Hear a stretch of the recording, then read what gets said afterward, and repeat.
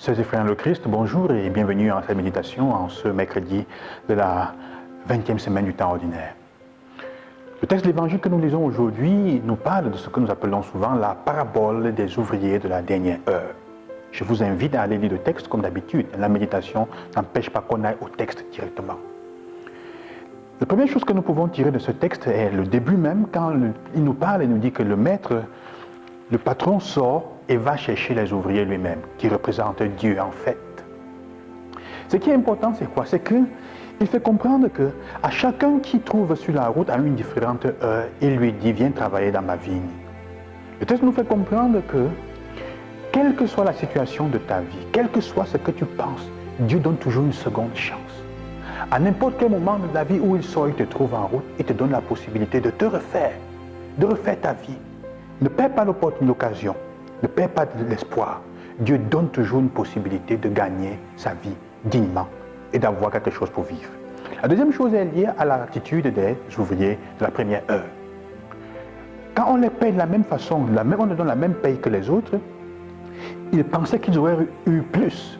En vertu de quoi? Peut-être simplement en vertu du fait qu'ils sont arrivés les premiers. Ils auraient eu plus. Mais le maître leur dit, en quoi est-ce que je te fais du tort par le fait que je donne à l'autre la même chose qu'à toi, même si tu as travaillé plus? Puisque le fait que tu aies travaillé plus ne dit pas que je t'ai traité injustement. Je te paye ce qui est juste pour le temps que tu as travaillé. Mais si je veux donner la même somme, le même salaire à quelqu'un qui a travaillé moins que toi, est-ce que j'enlève quelque chose de ta poche pour la lui donner? Parce que c'est ça notre problème. Nous pensons que ceux à qui on donne quelque chose en plus, peut-être parce qu'ils sont venus après nous, c'est parce que on est en train de nous enlever cela. Voilà le jeune qui est venu derrière moi, il est déjà ceci. Mais attends, est-ce que Dieu t'enlève ce que tu es? Parfois, c'est ça notre problème. Tu nous as traités comme nous. L'économie du Seigneur est différente, c'est ce qu'il veut nous faire comprendre. Il veut nous faire comprendre en fait qu'il faut construire l'économie autour des personnes et non pas sur le profit. Le profit te porte à une justice qui fait, puisque j'ai travaillé autant, je gagne autant. Tu es peut-être un homme qui n'est pas de famille, tu es un célibataire. Et à côté de toi, un père de famille qui a 5-6 enfants. Vous travaillez et on te paye plus que lui, alors qu'il a plus de charges que toi.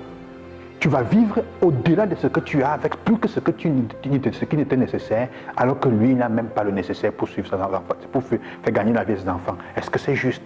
Dieu dit, je me prive pour le lui donner, et je donne à toi aussi pour vivre dignement. Je n'enlève rien à ce que tu as, et je lui donne ce qu'il faut pour cela. Si nous apprenions à nous réjouir de ce que les autres aussi, et que nous grandissions tous ensemble dans la richesse, il n'y aurait pas de problème. Mais chacun veut être riche pour soi-même, au détriment des autres. Et si alors je vois que le Dieu est bon envers quelqu'un, j'ai l'impression qu'il me fait du tort. Comme pour dire, si au royaume des aveugles les borgnes sont rois, au royaume des malhonnêtes et au royaume de ceux qui sont égoïstes, les bons souvent sont comme une plaie. Ils sont maltraités. Notre bonté parfois rend les personnes jalouses. Et parfois nous sommes jaloux de la bonté des personnes. Pourquoi? Le Seigneur nous demande de faire attention, d'ouvrir notre cœur, de changer notre façon de voir l'économie, de chercher la richesse, de partager et l'égalité plutôt que l'équité, plutôt que l'égalité, de faire attention à ça. Donner à chacun selon ses besoins. Une femme par exemple qui a des enfants et qui travaille, peut-être ce n'est pas nécessaire qu'elle vienne au travail à la même heure que celui qui n'a pas de charge. C'est ça l'équité.